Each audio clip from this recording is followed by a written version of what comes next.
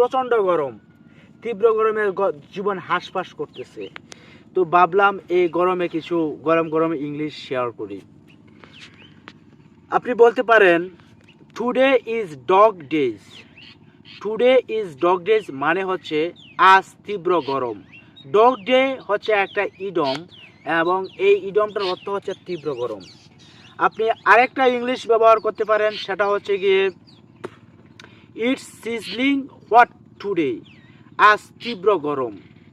তারপর ধরেন আপনি একদম গরমে হাঁসফাঁস করছেন, তাহলে বলতে পারেন আই অ্যাম বয়েলিং আপ, আমার তীব্র গরম লাগছে।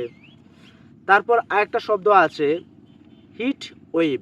হিট ওয়েভ হচ্ছে কোনো এলাকায় প্রচুর তাপপ্রবাহ হওয়াকে। তাহলে বলতে পারেন যে আপনি the weather is under heat wave in our locality, আমাদের এলাকার আবহাওয়াটা প্রচণ্ড গরম চলছে। তারপর আপনি আরেকটা ইংলিশ ব্যবহার করতে পারেন, যেটা হচ্ছে যেমন ধরেন আমি গামছি, যেহেতু আমি গামছি তাহলে সেটাও তো আমি ইংলিশে প্রকাশ করতে পারি। তাহলে আমি বলতে পারি আম সোয়েটিং অ্যালট, আম সোয়েটিং অ্যালট মানে আমি প্রচুর গামছি। আবার আপনি আরেকটা বলতে পারেন যে আম ফিল আই ফিল হোয়াটার দেন হেল, আমি তীব্র গরম অনুভব হচ্ছে, আমার তীব্র গরম অনুভব হচ্ছে। এভাবে আপনি অসংখ্য ইংলিশ বানাতে পারেন গরম নিয়ে। ধন্যবাদ।